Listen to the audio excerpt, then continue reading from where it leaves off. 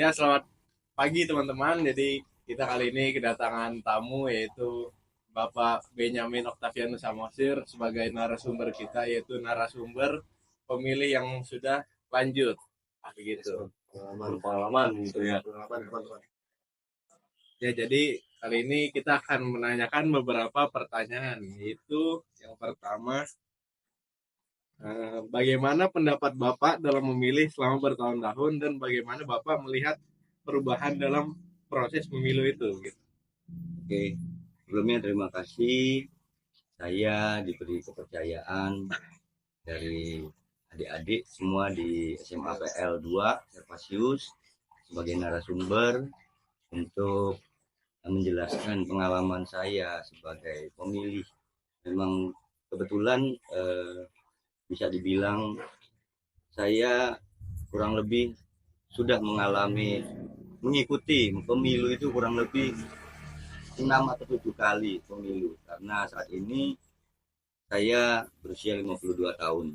Jadi di saat 17 tahun saya sudah langsung mendapat kesempatan untuk hak suara untuk memilih.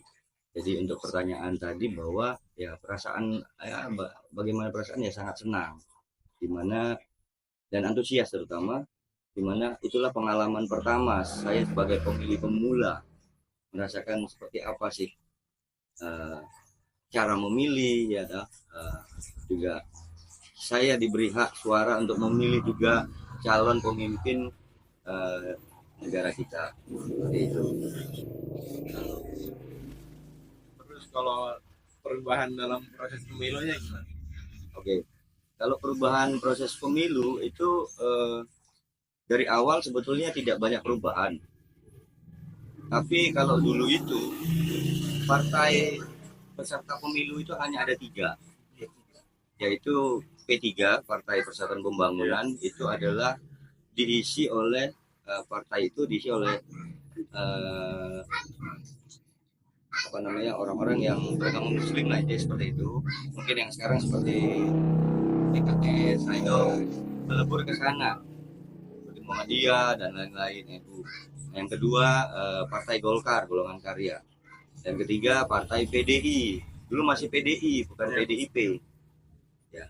Dulu masih PDI, itu Ibu Mega yang sebagai ketua umumnya.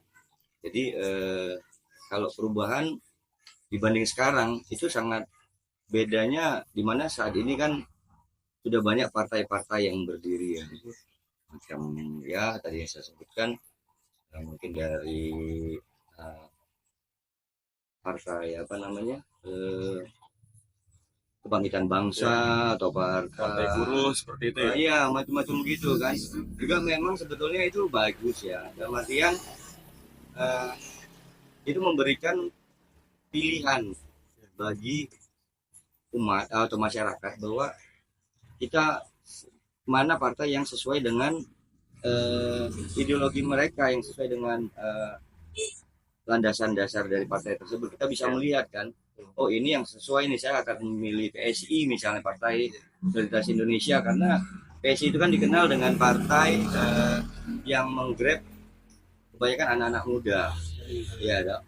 Nah, kebanyakan memang mungkin memilih ke sana, atau juga wah ini partai lebih ke agama ya, mungkin mereka kan memilih ke partai-partai yang agama. Namun mungkin itu kan dari segi apa ya Om, dari segi partainya gitu kan, dari segi mereka yang masuk ke dalam pemilihan tersebut gitu. Tapi kalau misalnya Om lihat nih, kira-kira selain perubahan yang terjadi, misal partai-partai tersebut yang mulai banyak bermunculan, apakah dalam sistem pemilu itu ada perubahan, kira-kira ada nggak Om? Mungkin yang tadinya nggak pakai kotak atau seperti apa gitu. Oh, dari segi proses dan tata cara ya, seperti itu yang Om alami, kira-kira ada? Kalau dari pengalaman Om selama ini, kalau prosedur pemilihan masih sama. Jadi dalam arti peserta pemilih sesuai dengan nomornya yang tercatat di NIK ya, kependudukan ya, dan mereka akan mendapat kertas untuk hak kertas pemilih lah dari RT setempat, terus mendatangi TPS. Selanjutnya nanti tinggal dipanggil namanya oleh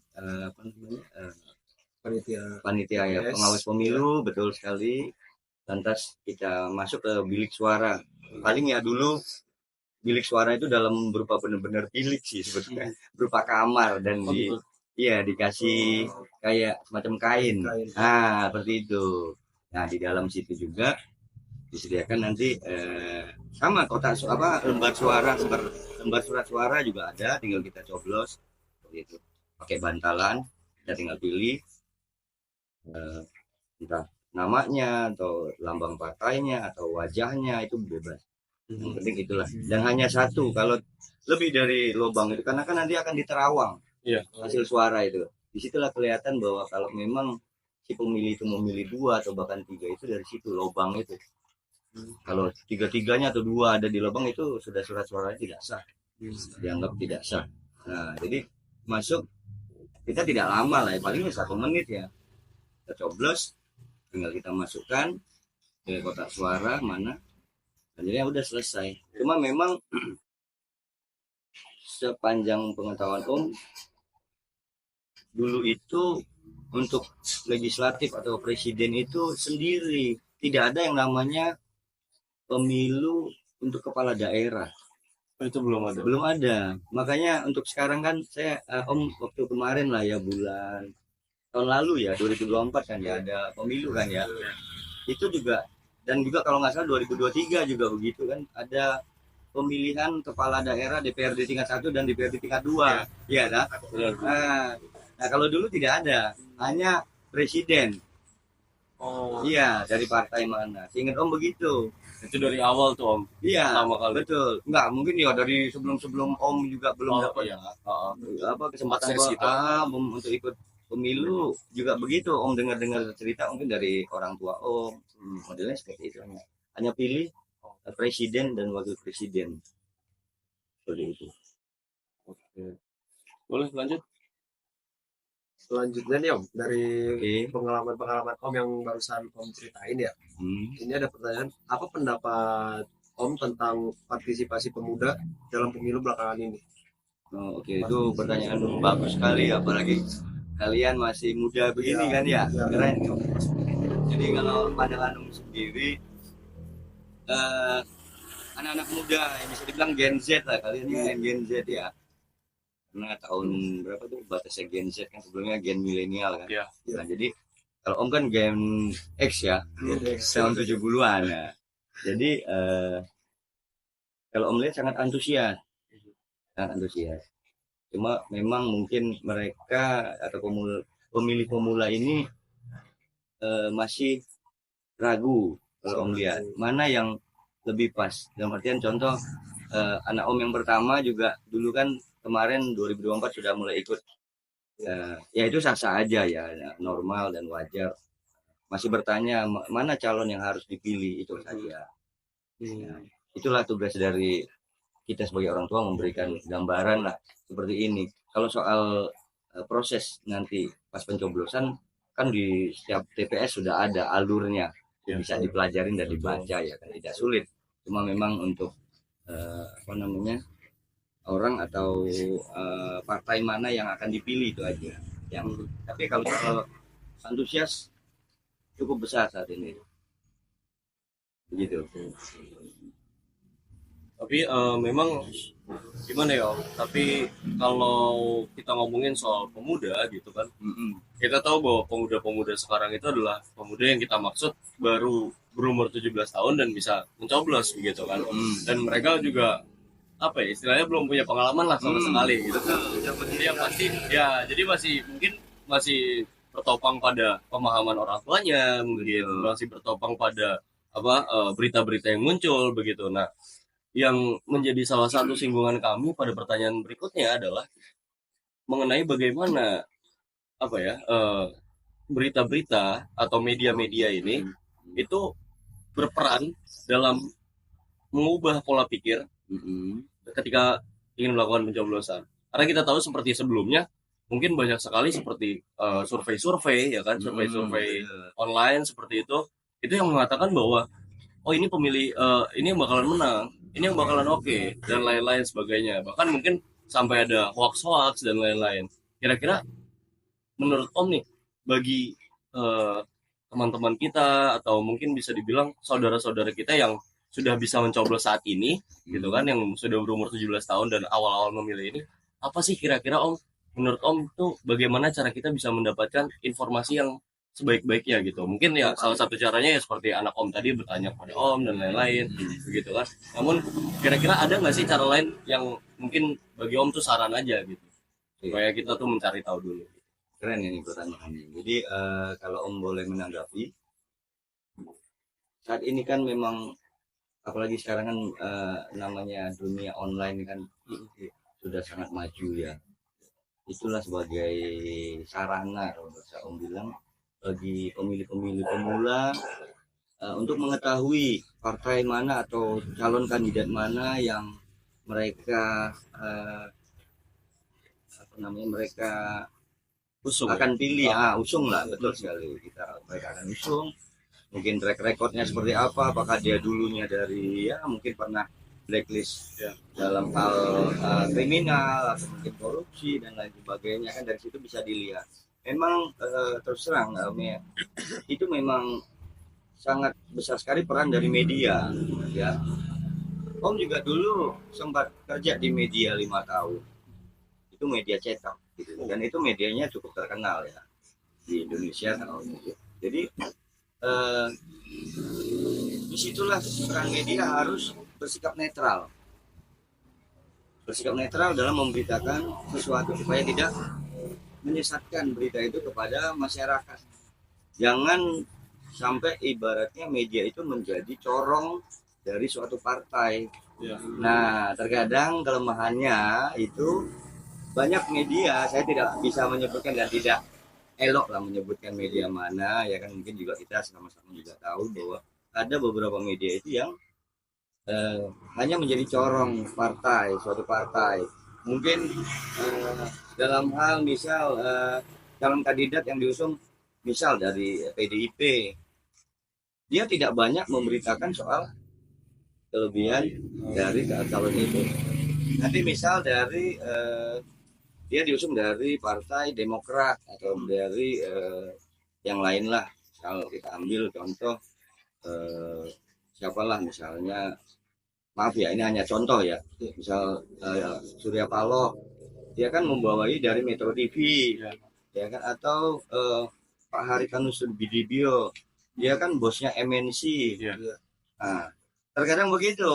Kalau kita lihat dalam media tidak menjudge itu salah ya, mungkin kita lihat saja review pengalaman lalu-lalu. Nah, hanya calon-calon itu yang hanya ada, tapi mungkin porsinya tidak besar untuk yang calon kandidat lain. Nah, itu akan mengaburkan pemilih pemula tentunya, terutama kalau yang pemilih kayak Om ya kan, yang sudah kasarnya udah katam lah ya, udah 7 kali juga sudah tahu track record masing-masing selama ini kan, mengikuti sedikit-sedikit sudah tahu, oh ini begini, oh begini. Atau juga misalnya partai ini juga dari dulu awalnya baik nih, kita percaya tidak terlalu agamis ya kan, dia netral ya kan. Nah, itu kadang juga menjadi prioritas pilihan. Jadi intinya mengenai media itu diharapkan ya jangan terlalu berat sebelah ya, dalam hal pemberitaan diharapkan berimbang supaya demokrasi ini memang jurdil ini, jujur dan adil ya kan. Itu yang diusung selalu pemerintah kan, seperti itu. Itu untuk menjawab pertanyaan dari Mas Raja ya. Untuk pertanyaan selanjutnya nih ya Om, apa harapan Om terhadap calon pemimpin yang Om pilih dalam pemilu terakhir? Kan kalau pemimpin-pemimpin biasanya tuh yang biasanya suka memberikan janji-janji palsu gitu loh. Ya, betul sekali. Tidak mengabulkan ininya, janji-janjinya gitu. Apa harapannya gitu? Oke, bagus. Jadi ya seperti layaknya lazimnya semua masyarakat Indonesia ya, mengharapkan jika nantinya pemimpin yang kita pilih itu tentunya harus memikirkan seluruh kepentingan masyarakat, tidak mementingkan kepentingan golongannya sendiri, ya begitu ya. Artinya dalam mereka nanti pemerintah, jangan nanti sudah kita pilih, suara kita udah kasih istilahnya kan kita pemilu kan, memberikan hak suara kita. Nah ini gue percayain ke ini nih gitu kan ya. Tidaknya mereka juga menepati janji-janji waktu mereka saat kampanye atau apa ya, jangan menjadi hamil lalu aja atau mungkin hanya pencitraan atau apa ya, karena itu kan buat kesejahteraan bersama. Intinya seperti tidak lupa dengan rakyatnya. Tentunya dalam hal misal kesetaraan hukum, sekarang kan banyak sekali terjadi yang namanya hukum itu tajam ke bawah, ya kan, tumpul ke atas, ya kan, yang seperti itu kan. Nah, kita harapkan ya pemimpin-pemimpin itu tidak menutup mata, ya, ada kasus-kasus apa cepat segera ditangani, ya kan. Nah itulah akan menjadi, atau mungkin ya karena kerusuhan-kerusuhan yang berbau sara ya tentunya seperti itu, atau hal penutupan tempat ibadah atau apa ya kan, dan karena itu kan semua sudah ada dalam undang-undang, ya kan. Nah diharapkan pemimpin juga adil seperti itu, memberikan perhatian lebih lah dalam kasus tersebut. Oke. Nah selanjutnya ada ini pertanyaan lagi, bagaimana sih melihat peran media dalam membentuk opini publik selama pemilu ini? Yang belakangan ini mungkin ya. Belakangan ini yang sudah lewat. Kalau pandangan Om sih ya seperti tadi ya, ini sepertinya agak sedikit bertalian sama pertanyaan sebelumnya mengenai media ya. Media. Jadi kalau saya Om sendiri, menurut pandangan Om sih, kalau peran media ini saat ini sudah cukup baik ya. Juga terutama selalu apalagi di saat setelah pemilu ya kan, mereka selalu menampilkan quick count seperti itu kan, jumlah perolehan suara ya, ada hasilnya seperti apa gitu. Juga apa namanya liputan-liputan mengenai mungkin kampanye atau apa seperti itu. Jadi intinya peran media ini ya saat ini ya juga cukup baik lah. Baik untuk memberikan informasi. Betul sekali. Dan juga mungkin bisa ditambah selain dari media TV, kita juga bisa mencari informasi kan Ya, dari media-media online, banyak kan portal-portal berita seperti itu kan, bisa pelajari seperti itu. Ya, kan? Mungkin yang selanjutnya ini cukup berkaitan ya Om, tentang semua yang dari tadi kita sudah bahas gitu. Lewat berbagai hal gitu kan, seperti contoh media yang tadi gitu, terus kemudian juga mungkin hukum yang tumpul ke atas dan tajam ke bawah, dan mungkin juga seperti bagaimana pemuda seperti kita itu dapat memilih dan lain-lain gitu. Yang menjadi pertanyaan adalah kemudian dari semua sisi yang kita lihat sampai saat ini, mungkin ya yang Om sudah lihat sampai saat ini selama Om menjadi seorang pemilih gitu, kira-kira tantangan terbesar yang dihadapi bangsa Indonesia ketika dalam proses demokrasi ini apa sih? Karena kan kita lihat sebagai demokrasi ini kan salah satu cara buat kita memilih pemimpin kita, memilih wakil kita gitu kan. Dan kita juga menyampaikan aspirasi dan pemikiran kita juga lewat mereka begitu kan. Nah, kira-kira sampai saat ini yang Om rasakan adalah bagaimana apa sih gitu tantangan yang masih dihadapi oleh bangsa Indonesia sampai saat ini gitu, yang belum tercapai dan lain-lain. Jadi Om jadi teringat seperti ini, pas minggu kemarin di gereja kita Servasius ini kan, Om kebetulan ikut misa kedua. Saat itu yang menjadi Romo yang memimpin itu adalah Romo Wahono, Romo Wujid ya. Di situ dalam khotbahnya Om ingat betul bahwa terkadang dalam menuju proses pemilu ada yang namanya serangan pelajar. Ya kan? Nah, itu sebetulnya betul sekali. Romo Wudi mengatakan itu merupakan tantangan bagi kita, dalam artian ya terkadang itu juga akan bisa merubah pendirian seseorang dalam memilih calon pemimpin yang sesuai hati nuraninya. mungkin disogok pagi-pagi ya, bukan pagi-pagi juga ya. Serangan fajar itu dalam artian dan dalam petik sih, hanya istilah ya. Dalam artian dia sebelum start atau bahkan atau setelah masa kampanye dia kan nyuri start nih. Itulah namanya serangan fajar itu begitu tuh. Dalam artian dia udah calon-calon itu udah istilahnya bakar duit lah. Buang ini dia entah kasih sembako atau kasih amplop ya ke pemilih-pemilih. Mereka tinggal panggil, biasanya modelnya itu mereka tinggal cari korlap Lapangan ya. koordinator lapangan nih, lu bisa bawa berapa orang nih, nyiapin nih gue kasih, modelnya begitu, tinggal dia share gitu. Begini sih amplopnya 50, 100 ya, seperti Romo bilang. Nah itulah yang menjadi tantangannya, bahwa diharapkan kan hal-hal seperti itu kan jangan sampai terjadi ya.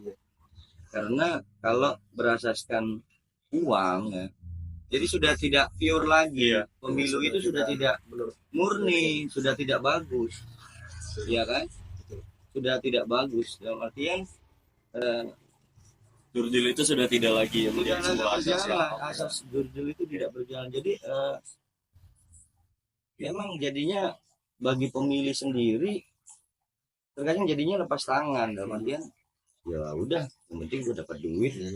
Ya ada juga yang memang ada sih yang ya udah gue terima duitnya, ntar perkara milih kan gue belum tahu. Ada juga ya masih tetap di hati nurani, tapi memang kebanyakan terutama ya bukannya bermaksud menjelekkan atau apa, biasanya terjadi di segmen masyarakat yang prasejahtera yang ya Belum ya. di bawah garis kemiskinan itu, mereka akan biasanya rata-rata akan mau untuk menerima seperti hal-hal begitu ya kan. Itu aja untuk tantangannya, untuk menjawab tantangannya itu tadi. Saya dari teringat itu khotbah Romo Budi Wahono waktu misa kemarin, hari Minggu kemarin ini persis tuh misa kedua gitu ya.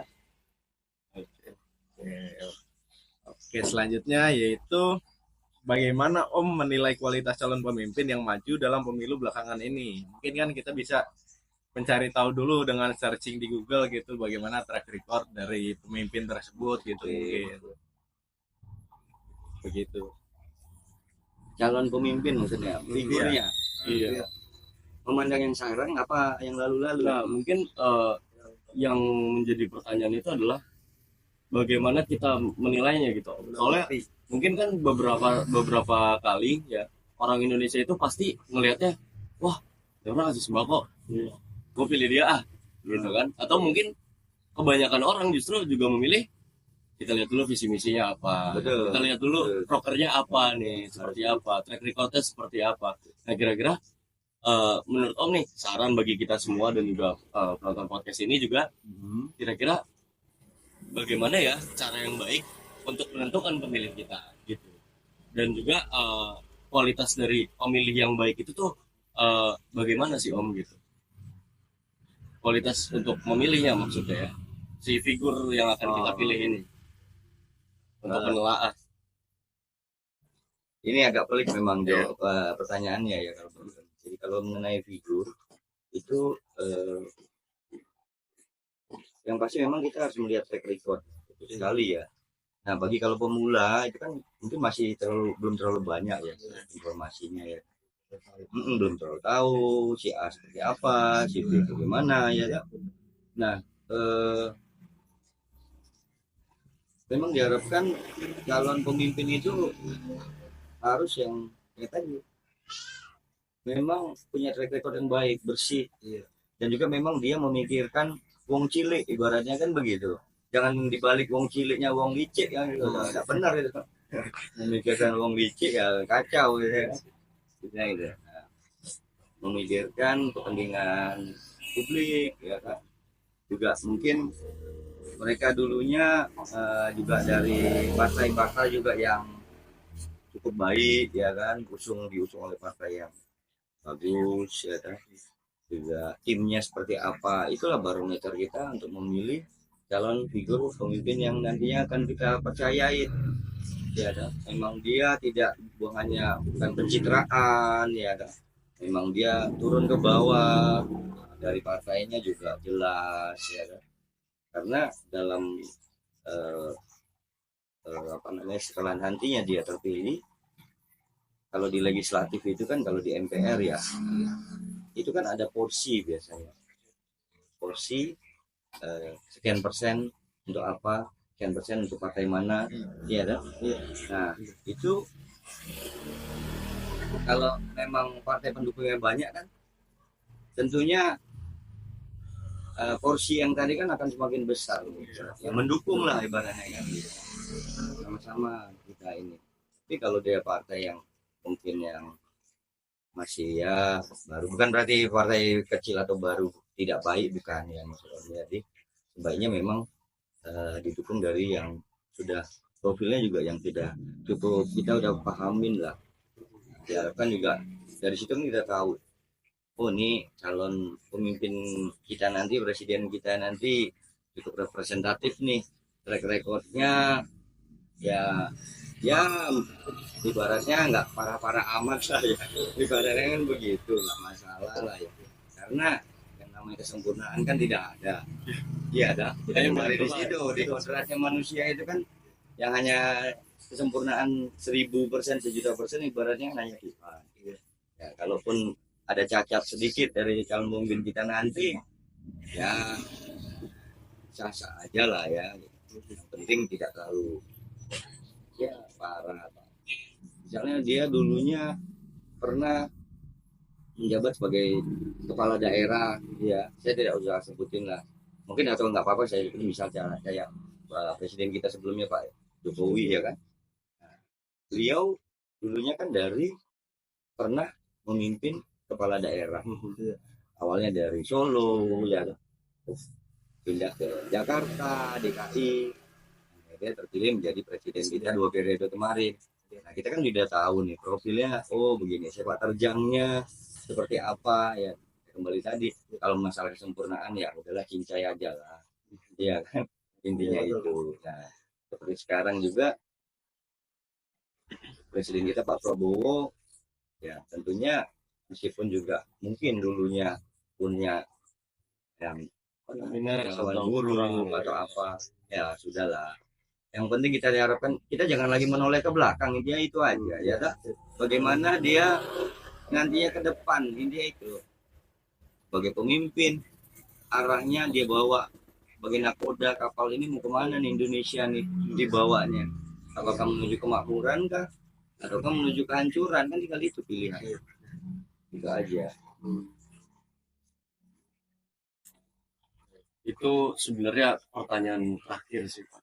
Oh, cuman ini ada satu bonus lah ya, satu bonus ya, tidak apa-apa, jawaban mana yang kira-kira ada nggak nih kesan-kesan dari Bapak selama sudah menjadi pemilih ya kan, pemilih yang berpengalaman, itu ada nggak pesannya kira-kira dari Bapak buat teman-teman kita yang masih pemuda ini, yang mungkin ya seperti kami bertiga ini kan baru nanti di tahun depan itu baru bisa mencoblos gitu kan, 26 ya. Iya. Oke, baru bisa. ya. Singkat aja Pak. Oke. Jadi kalau dari Om, ya tadi kita udah panjang lebar ya bicara, hanya sedikit pesan, gali sebanyak-banyaknya informasi di saat kalian ingin atau nanti diberikan hak suara untuk memilih. Cari informasi sebanyak-banyak, jangan sampai kita salah memilih nih, iya kan? Karena satu suara kita itu pun sangat berguna, yang berpengaruh sebetulnya. Dan juga tadi jangan sampai juga tergiur lah dengan tadi yang masalah serangan pelajar atau apa ya kan. Nah itu hanya ibarat mau nominal sebesar apapun kan hanya hitungan hari, sementara masa depan Indonesia ini kan 5 tahun ke depan, dan itu nggak sepadan ya, nah intinya kan begitu. Itu aja pesan dari Om sebagai pemilih yang ya kurang lebih sudah 7 kali lah, kalau Om itu Om 52 usia, kalau dikurangin 17 kan berarti 35. Iya.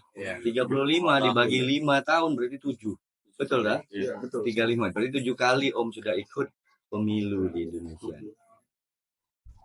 Dan jangan, oh ya satu lagi pesan. gunakan hak suaranya ya, karena itu menentukan ini. Jangan jadi golput.